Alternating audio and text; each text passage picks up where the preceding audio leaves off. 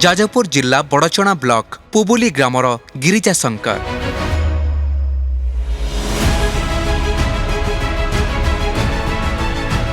2012 रे से आरंभ करथिले धड़ा घुसुरी पालन।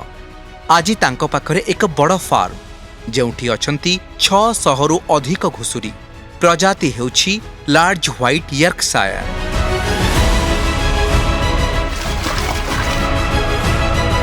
सेमानंक पई रहिछि आधुनिक शेड। गिरिजांक फार्म एबे प्रति मासरे 50 रु अधिक घुसुरी बाहर को रप्तानी करुछि।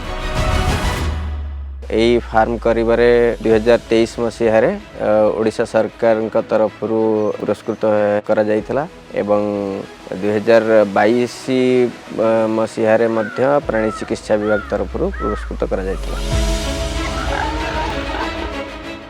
वार्षिक लक्षाधिक टंका लाभ करुछंती गिरिजा।